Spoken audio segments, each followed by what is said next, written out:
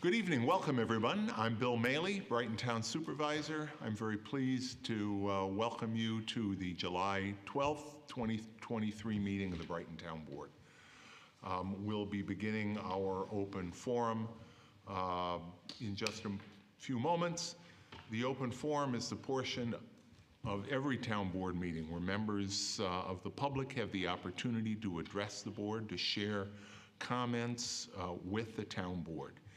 If you are watching us on YouTube or on our cable access channel, you will have to log into Zoom in order to participate in the open forum, or for that matter, to participate in the two public hearings that we have tonight if you are watching and participating in this meeting remotely. There are detailed instructions for doing so on the Town of Brighton webpage at www.townofbrighton.org.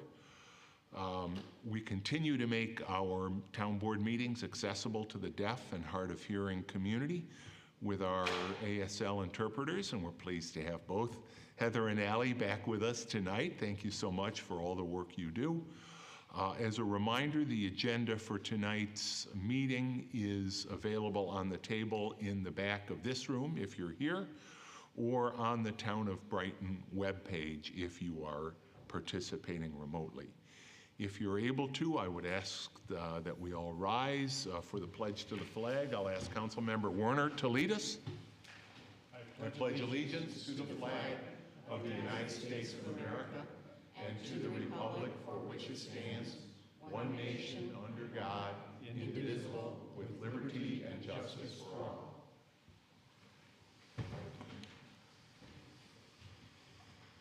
Thank you, Chris.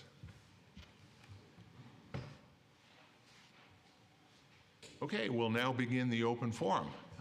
Is there anybody here in the room tonight that would like to speak during the open forum? I would encourage you that if you are here for either of our public hearings tonight, we have two public hearings relating to the removals of trees. One relating to 166 Thackeray Road, which was held open from our last meeting, and another one for the replacement of trees located at 40 Carverdale, 78 Torrington, and 272 Sylvan.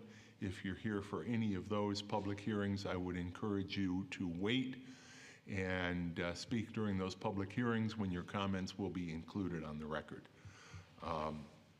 But in the meantime, the open forum is now open. We hold the open forum at the beginning of every town board meeting. The open forum is an opportunity for members of the public to address the board concerning any matter relating to the town, whether or not it's an item on the agenda tonight. If you're here in person and would like to speak, I would simply invite you to raise your hand. We'll recognize you. If you're participating remotely on Zoom, I'll ask you to use the Zoom raised hand function, and you'll be recognized and given the opportunity to speak. I would ask all speakers during the open forum, whether in person or participating remotely, to please state your name and address. Please limit your remarks to 3 minutes. I will give you a 30-second warning before your time expires. We may not be able to answer your questions, particularly if a question relates to a matter that's not on our agenda this evening. But our goal here tonight and every meeting during the open forum is to give you, the public, the opportunity to share your thoughts with us, and so that we can listen to your comments, your thoughts. Therefore, please direct any open forum remarks to the town board and not to the room or to other speakers. Please refrain from personal attacks and from outbursts of any kind during the open forum, out of respect for the speakers and for the time of everybody here this evening. So is there anyone that would like to address the board during the open forum? And again, I would ask, if you're here to speak during the public hearing, hold your comments. We'll be getting to that very, very shortly. I don't see anybody here to speak then during the open forum, so can I have a motion to approve the agenda? Bill, I move to approve the agenda. Second. Dan, please call the roll. Councilmember DePonzio. Aye. Councilmember Werner. Aye. Councilmember Wilt. Aye. Councilmember Corrado. Aye. Supervisor Mealy. Aye. The first public hearing is relating to the removal and replacement of a 30-inch sugar maple at 166 Thackeray Road. This public hearing was held open from a prior meeting, and I will now open the public hearing on that tree, the 30-inch silver maple at 166 Thackeray Road. Is there anybody that would like to address the board concerning that? Oh, I guess we don't really have to. No, but you might want to have the commissioner give Sure. an update, because Yeah. there is some update for the board. Perfect, okay, yeah, you're right, thanks. Everett, the floor is yours. Yeah, so the meeting, or the public hearing was previously held open to allow time for town staff to secure an additional evaluation of the tree at 166 Thackeray and obtain a second opinion. So town staff did go out and obtain a second opinion from a consultant, Stuart McKenzie, Arborview, who has since provided an inspection report for the tree in question. And his conclusion is that the tree should be removed immediately due to its hazardous condition. And that is the same conclusion as the initial report that we had received as well. That is correct. Thank you, Everett. Again, is there anybody that would like to address the board concerning this removal and replacement of a 30-inch sugar maple rather, at 166 Thackeray? Hearing none, I declare the public hearing to be closed. We have the, I'm sorry, Ken, go ahead. Yeah, I was just going to make a note for the public hearing record that we did receive communications from Michael Gordon, who resides at 166 Thackeray Road, and that is already part of the public hearing record. Right, and the previous report is part of the record, and we will now include this second report as part of the record. So I declare this public hearing on the 30-inch sugar maple at 166 Thackeray to be closed, and I'll ask Councilmember Corrado to make the motion. Certainly. In the matter of removal and replacement of a 30-inch sugar maple at 166 Thackeray Road, I move that we adopt the resolution before us. Second. Is there any discussion? Hearing none, Dan, please call the roll. Councilmember DePonzio. Aye. Councilmember Werner. Aye. Councilmember Wilt. Aye. Councilmember Corrado. Aye. Supervisor Mealy. Aye. And now for the second public hearing. This is on trees, a 52-inch silver maple at 40 Carverdale, a 48-inch silver maple at 78 Torrington, and a 44-inch silver maple at 272 Sylvan Road. Dan and Everett, have the necessary legal notices been given in this matter? Yes, Supervisor, I can't put my hands on it for some reason right now, but I believe it was in the daily record on the 10th. July 10th? Thank you. And Everett? Yes, town staff did send out notification 30 days prior to To the 20 days, sorry. property owners, thank you very much. Notice having been given, I declare this public hearing to be open, and I invite members of the public. Is there anyone here that would like to address the matter of any of these three trees, these three properties? Anyone that would like their comments on the record concerning this matter? Everett, I'll ask you again to just discuss the report that we have. Oh, sure, yeah. So the 3 trees in questions have been reviewed by the Conservation Board, our arborist, and the Public Works Committee, and all have concluded that they should be removed and replaced due to their deteriorated nature and hazardous conditions. Thank you.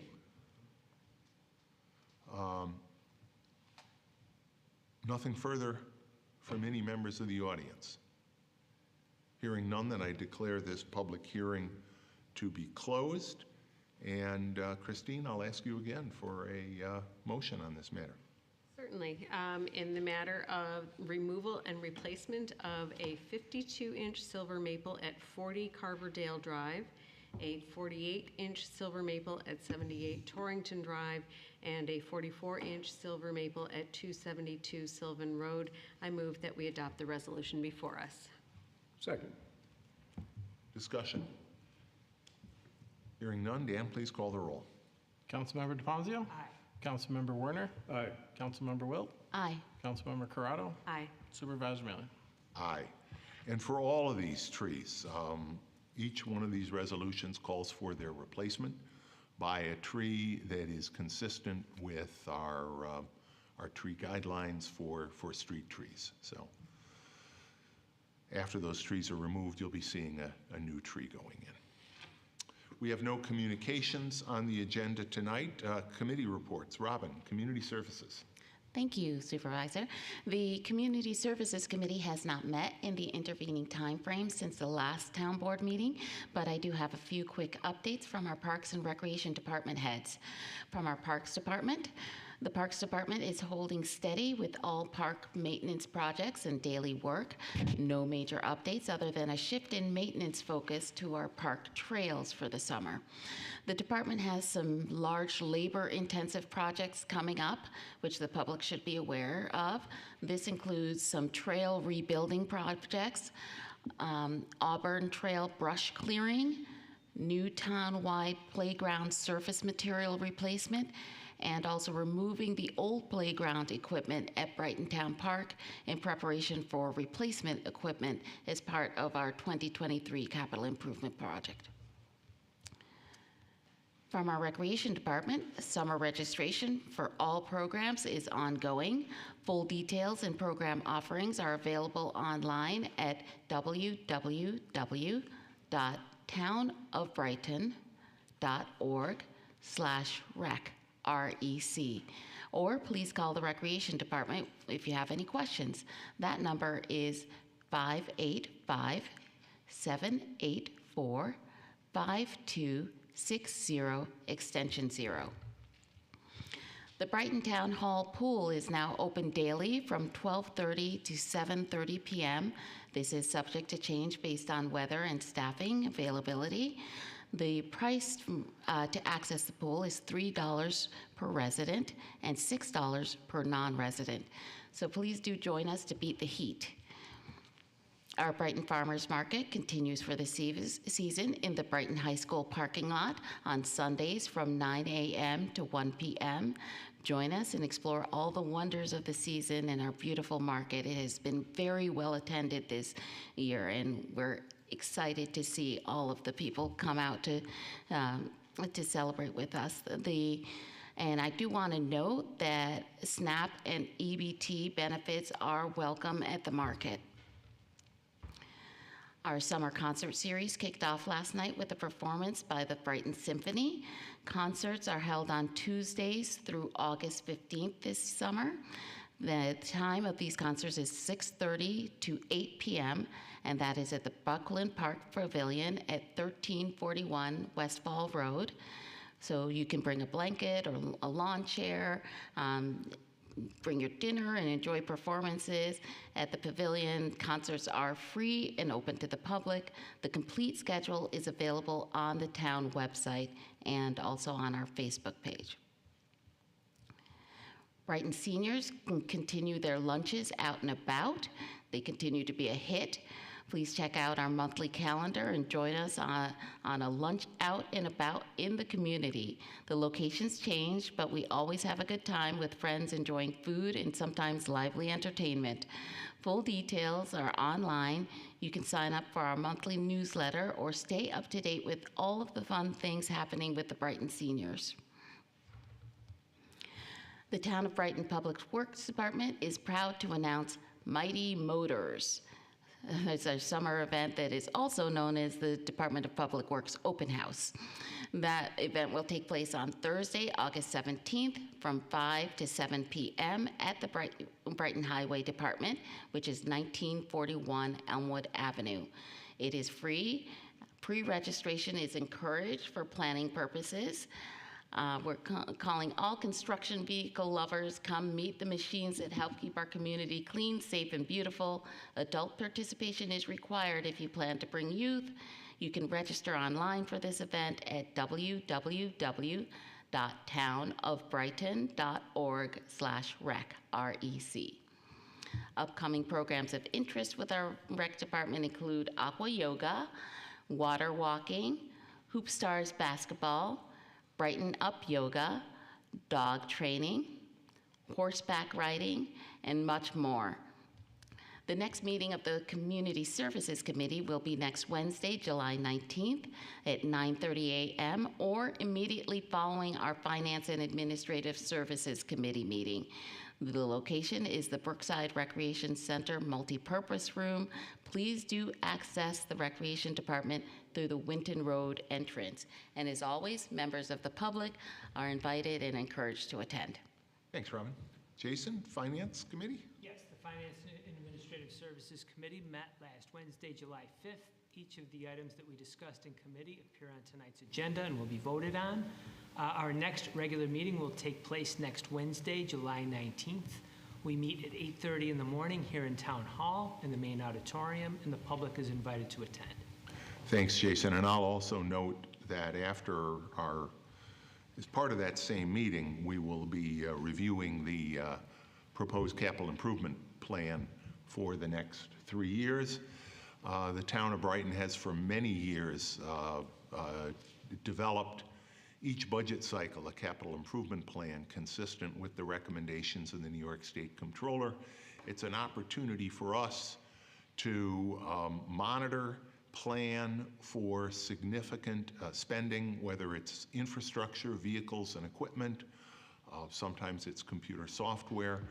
But these are important expenditures for the community and enabling us to best serve the needs of the community. So that will be the latter part of our FASC meeting 1 week from today. Thanks for that report, Jason. Public Safety, Chris. Yes, Bill. The Public Safety Committee met yesterday, July 11th. We had reports first from the Brighton Ambulance Corps, which outlined their activities for some 711 requests for services through the month of June. Throughout the month of June, 537 within the ambulance district and 258 Brighton residents receiving services. They also responded to 59 calls for mutual aid.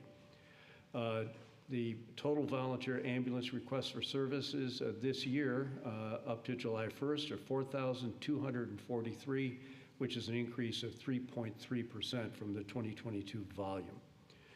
Brighton Fire Department reported that they had 1,340 calls year to date, no significant fires or events. They did, however, deploy a unit to Canandaigua on Monday to assist with flooding issues there. They have a new career firefighter starting in the Henrietta Academy in August. DPW reported that the paving projects continue on Doncaster, Poplar, and Idlewood, and they're currently boxing out Parson and Whitney lanes and hope to pave by the week's end. Sidewalk repair program starts July 17th after the contractor completes the project in another community. Brighton Police indicated they've had calls for services through the end of June 2023 of 25,458. June 12th through the 18th was Speed Awareness Week. They had total stops of 72, and 65 tickets were issued. June 8th through June 30th was the Pedestrian Safety Initiative, which they entitled See and Be Seen. They had educational posters placed at various businesses around 12 corners, stopped 48 vehicles, and issued 56 tickets. They also participated with the county with a commercial vehicle detail on Browncraft Road.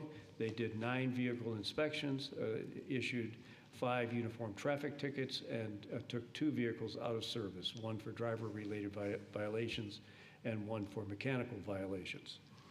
The police were pleased to report that the July 4th activities went very smoothly without incident. They have an upcoming open house on August the 8th, 5 p.m. to 8 p.m. Here at Town Hall, behind Town Hall, opposite the police entrance. September 24th is the Public Safety Day at Farmers Market.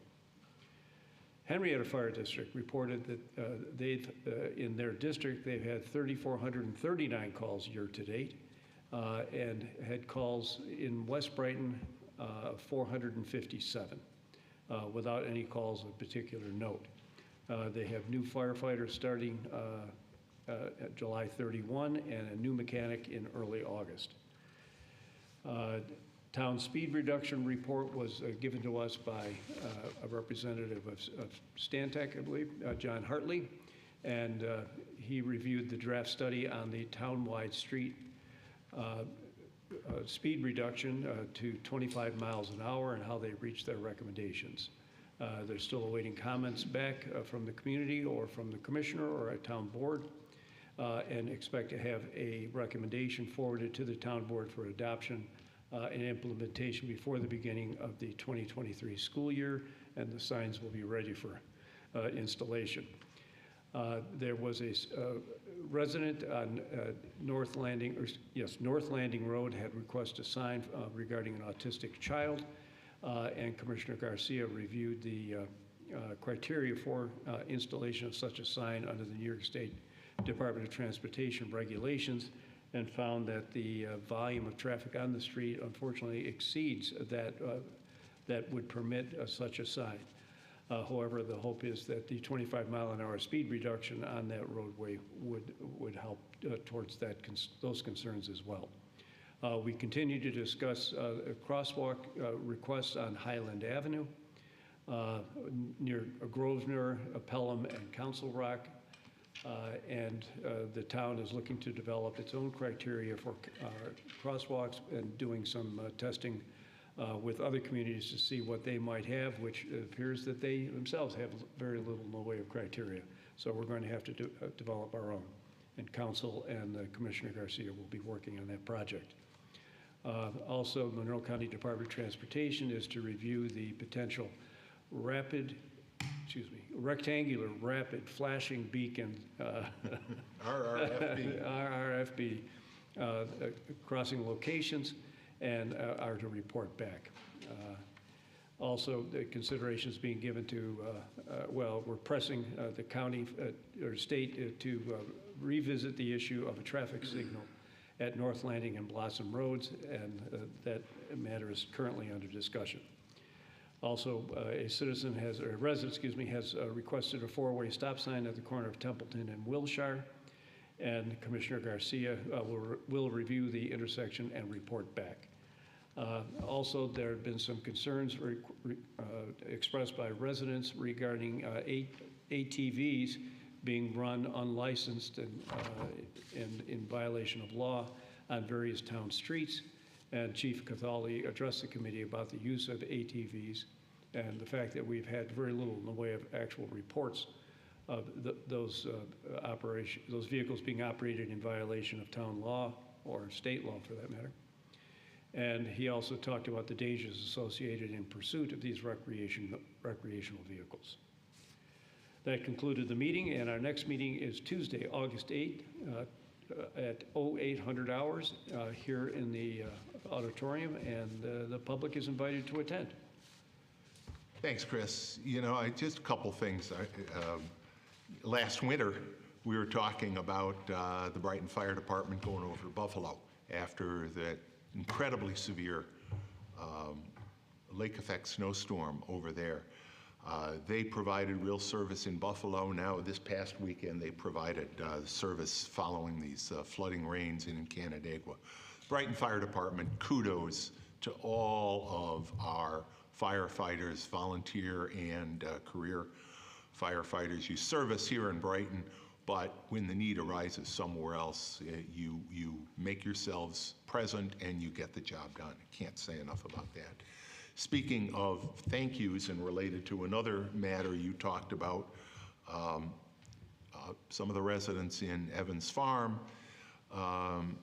when Poplar and a portion of Idlewood were paved, had asked about whether they would be able to park over at Brookside when they weren't going to be able to park and get in and out from their own homes. I reached out to Rabbi Shlomo Noble from the Talmudic Institute, which now owns Brookside, of course, and Rabbi Noble was extremely gracious in offering their parking lot to people who wanted to park there during the time construction was underway. So thank you, Rabbi Noble, for that.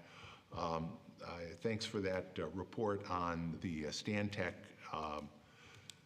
traffic study. That is part of the state law requirement for compliance with a new state law allowing communities like Brighton to reduce basically the default speed limit on town streets to 25 miles an hour. For years, we had been trying to get this passed. It's now happened. Instead of having to get petitions and requests from individual streets, we are in the process of reducing speed limits on town streets, including a couple that are more arterial in nature but run near schools, namely North Landing Road, which of course is close to Indian Landing School, and French Road, which is close to French Road Elementary School. The speed limits on those streets, we hope, will be very shortly reduced to 25 miles an hour, and that'll be a great thing. Chief, I meant to forward to you, Chris, you talked about pursuit. We have always been very cautious in terms of pursuits. There are some real risks involved. There was an editorial actually today in the New York Daily News. I don't know whether you saw it, Chief, but citing some really drastic increases in the number of pursuits that the New York City Police Department is engaged in, and I think rightly questioning that policy and the safety, the hazards that those pursuits involve. And I know that's something the Brighton Police Department has been very cognizant over the years. So a lot of things from your report. Great report, Chris. Thank you very much. Christine, Public Works. Yes, Public Works met immediately following the close of the Public Safety Committee meeting.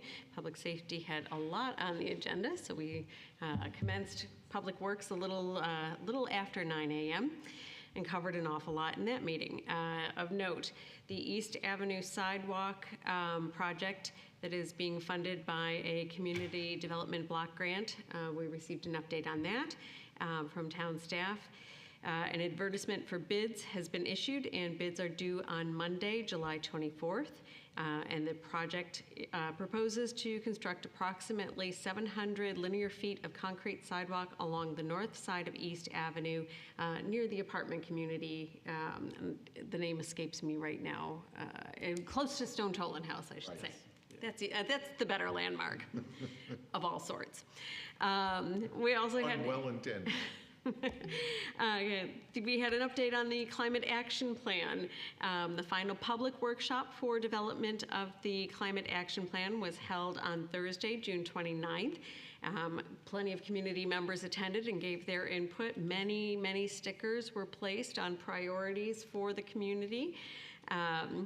Town staff will present highlights of the draft cap to members of the Conservation Board. Actually, this happened last night, Tuesday, July 11th. And after that presentation, staff and the consultant Barton and Low Judas The Italian in me always wants to say lo guidisce, and they want to say lo giudice.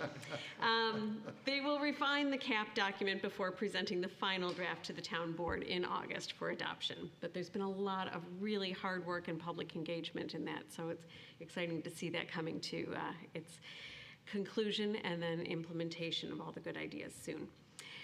We had an update on the Homeacres entrance monuments, an informational meeting for the proposed repairs and restoration of the Homeacres monuments is scheduled for Tuesday, August 1st here at Brighton Town Hall. The meeting will outline the various financing and repayment options being explored to fund the work to residents of the Homeacres neighborhood. Those are significant landmarks themselves. We had an update on the Multiversity Project. The Rochester Multiversity concept connects the University of Rochester, Rochester Institute of Technology, and Monroe Community College. All three universities have a presence in Brighton. And that connection will be linking with a linkage to the Erie Canalway Trail, the Lehigh Valley Trail, and the Genesee Riverway Trail by multi-use walking and biking connections. And at this point, town staff has completed the development of an RFP for the concept project, for developing the project further, and the RFP has been submitted to the New York State Office of Climate Change for final approval prior to public advertising. So that is beginning to come to life. Very exciting. The French Road Bridge project, we received an update on that. The consultant for the project, Ravi Engineering, continues design work on the rehabilitation of the French Road Bridge in the town. Survey mapping and environmental review has been completed to date, and the consultant is aiming to have the draft design approval completed by the end of August. Final plans and specifications are projected to be completed by January of 2024, with bidding in the spring of 2024. The Corbin Road Bridge. When the Corbin Road Bridge was last rehabbed in 2013, the railing system was excluded from the scope of work, in part because of the complexity and the historic nature of the railings. Including repairs to the historic and decorative railings in the 2013 project scope was cost prohibitive at the time, and they're suffering. Time is taking its toll, so the town will continue to seek grant funding to repair the decorative railings and seek other partnerships that may be supportive in making that happen. The Chelmsford Lane Culvert Project. The consultant for this project, also Ravi Engineering, continues engineering and design work on the replacement of the Chelmsford Lane Culvert. Ravi has targeted the end of July for completion of an engineer's report, along with draft plans for proposed alternatives to consider. As part of the evaluation, Chelmsford Lane will be considered as a potential bike and pedestrian-only access point into the neighborhood. We have two significant Monroe County Department of Transportation projects. We received updates on those. The most wide-ranging is the Elmwood Avenue Road Diet. We reviewed the final plans provided by MCDOT for the proposed road diet. It's extensive. The committee developed various comments and expressed concern regarding some of the proposed striping patterns on the plans, where there appeared to be some potential for conflict with driveways and street traffic, vehicular traffic, and bicycles and pedestrians all at once. So there's maybe some adjusting necessary. Town staff will communicate those concerns to representatives of the MCDOT and ask that the plans be revised accordingly. Even with those revisions, work is still anticipated to begin in late July or early August. Commissioner, did you want to add anything to that, since this is such a big and impactful project? Yeah, I'll add that I have reached out to MCDOT, provided the comments to them. I do have a meeting with them tomorrow morning as part of their standing progress report on the project. It's out in Greece, so I will further reiterate those comments and see if we can set up a time to discuss them in more detail. I'm not sure about the timeline in terms of whether the changes will affect the timeline, so it is possible, but I'll have that discussion with Monroe County DOT. Should have better answer tomorrow. Excellent, thank you. Thank you, Everett. I will note that MCDOT has been very proactive in communication. Now that we are at this point in the project, there's been a steady flow of information to town board and residents and staff. So the other MCDOT project is the Westfall Road surface treatment. A portion of that road will receive a Nova chip application that will be from the town line to Lac de Ville. And the edge mill is expected to occur in late July with the surface treatment application in early August. New York State Department of Transportation projects in the town. The New York State DOT I-590 bridge project. There are no new updates available at this time, but that project anticipates replacing the bridges on 590 over Route 31, Monroe Avenue, and rehabilitate the bridges on 590 where they cross over Allens Creek Road. Bid opening for the project is still expected in the fall of 2024 with construction in 2025-26. And then following on that project, Monroe Avenue corridor improvements are anticipated, and that project will repave Route 31 from the city line to I-590 in Brighton and will extend all the way to the canal through Pittsford. And bid opening for that project is expected in the summer of 2026 with construction in 26-27. And with that length of lead time, the committee is very interested in engaging the DOT more closely and earlier in the development of the project and bringing stakeholders in on that as well. And the last of the state DOT projects still on our radar is the West Henrietta Road corridor improvements. Again, no new updates are available, but that project is intended to enhance the Route 15 corridor from Jefferson Road to 390 in Brighton and Henrietta.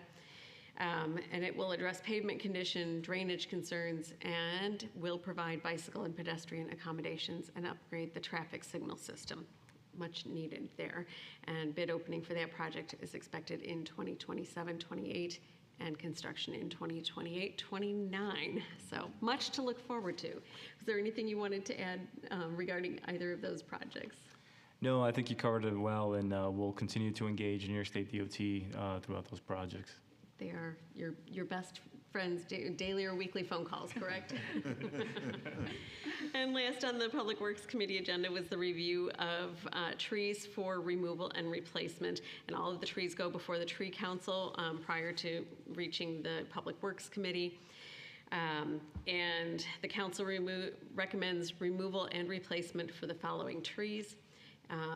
A 48-inch silver maple at 139 Greenaway Road, a 44-inch Norway maple at 235 South Landing, a 24-inch Norway maple at 155 Chadburn Road, a 32-inch silver maple at 500 Winton Road South, a 50-inch silver maple at 272 Sylvan Road, a 26-inch Sergeant Cherry at 182 Palmerston Road, a 12-inch sugar maple at 195 Wilshire Road, a 30-inch Crimson Spire Oak at 162 Avalon Drive, and a 38-inch white ash at 150 Wilshire Road.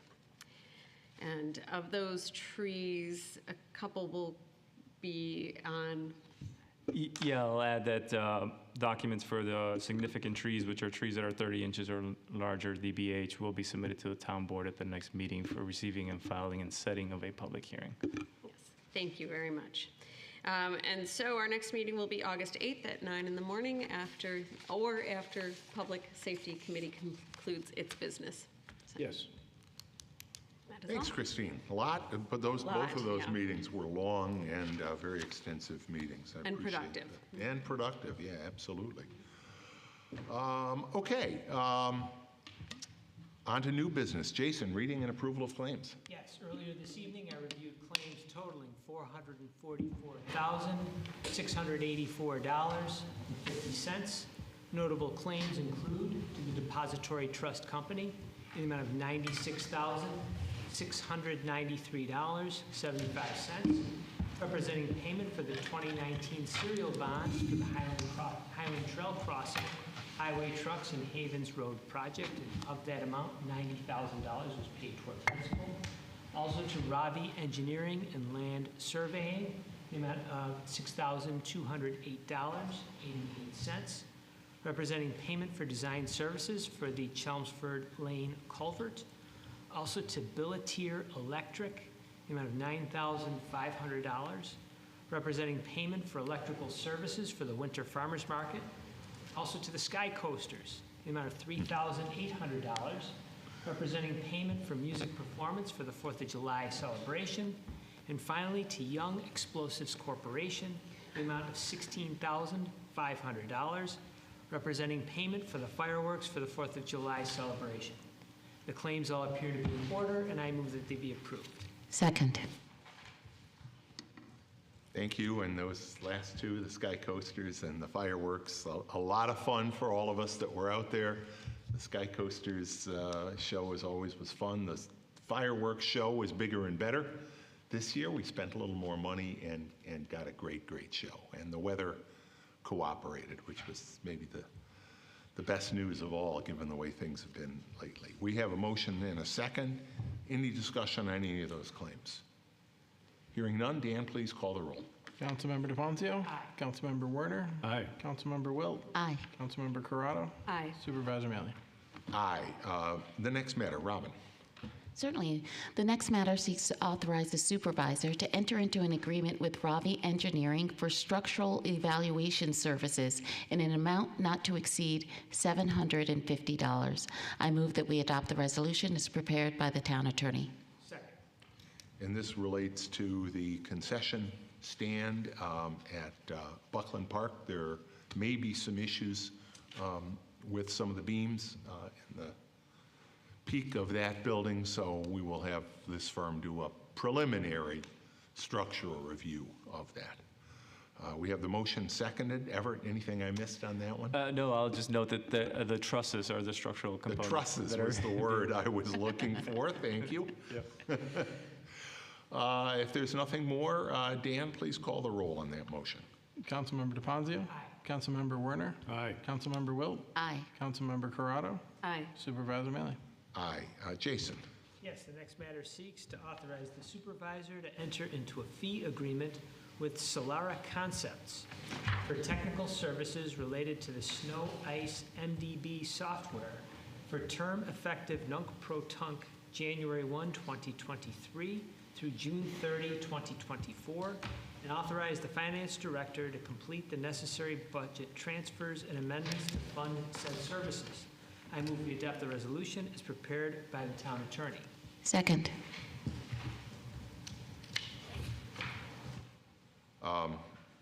This relates to our snow and ice control operations. Everett, anything you want to say about the software? Sure, it's a pretty critical piece of software used by our highway department for reporting back to the various DOT agencies that became outdated and needed some emergency work. And so going forward, this agreement will allow us to maintain that piece of software, keep it current so that we don't have any interruptions in reporting during snow ice operations. And the billing rates are set forth in the correspondence, $100 an hour, $80 an hour if 4 or more hours of service are required in any 30-day period. Any further comments on that matter? Hearing none, Dan, please call the roll. Councilmember DeFonzio. Aye. Councilmember Werner. Aye. Councilmember Wilt. Aye. Councilmember Corrado. Aye. Supervisor Malley. Aye. Christine. Yes, the next matter seeks to authorize the supervisor to enter into a fee agreement with Bureau Veritas National Elevator Inspection Services Incorporated for elevator inspection services at Town Hall and the library for a term of 1 year in an amount not to exceed $1,000. I move that we adopt the resolution as prepared by the town attorney. Second. Any discussion on this? Pretty self-explanatory. Hearing none, Dan, please call the roll. Councilmember DeFonzio. Aye. Councilmember Werner. Aye. Councilmember Wilt. Aye. Councilmember Corrado. Aye. Supervisor Malley. Aye. Chris, the next matter. Next item is to approve the appointment of Sophia Deinhardt to the position of Office Clerk 3 in the Police Department. I move that we adopt the resolution before us. Second.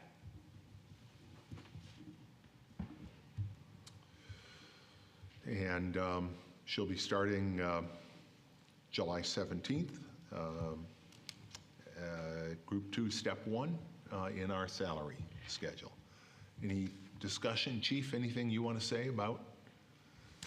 No, we canvassed the list. We look forward to her starting. You know, we're shorthanded down there, and Oh, yes. the records keep piling up, so we're looking forward to getting her started. It'll make a big difference bringing her in. We have a motion and a second on that appointment. If there's no further discussion, Dan, please call the roll. Councilmember DePoncio? Aye. Councilmember Werner? Aye. Councilmember Wilt? Aye. Councilmember Corrado? Aye. Supervisor Malley? Aye, and Jason, the last one. Yes, the next matter seeks to authorize the supervisor to enter into an agreement with Actalent Incorporated for employment services. I move we adopt the resolution as prepared by the town attorney.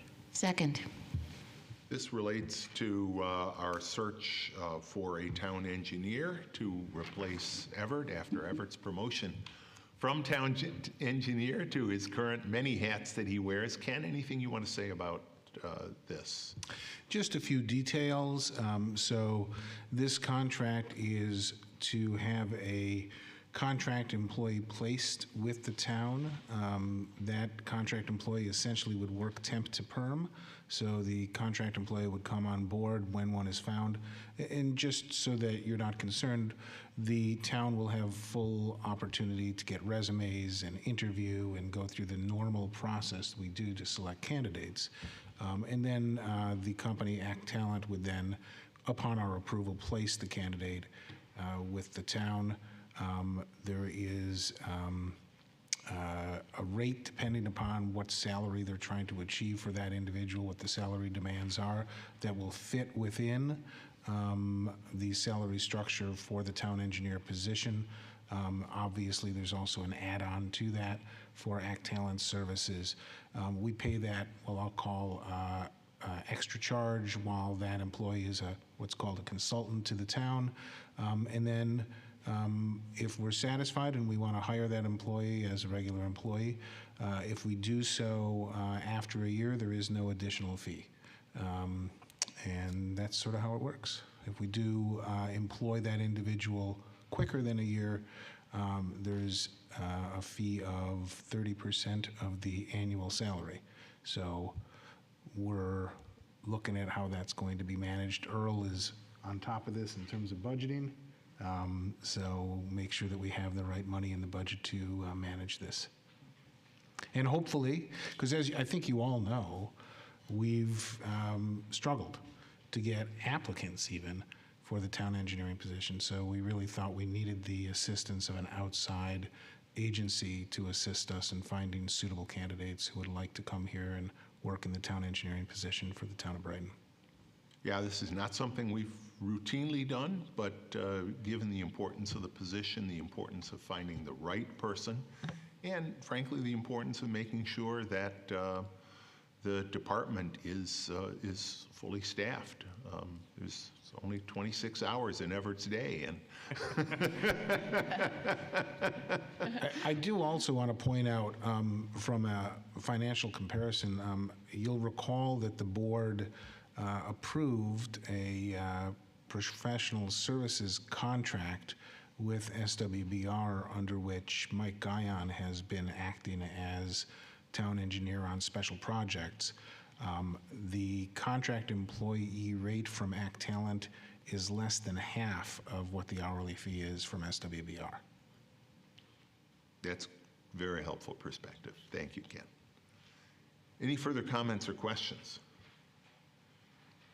Hearing none, Dan, please call the roll.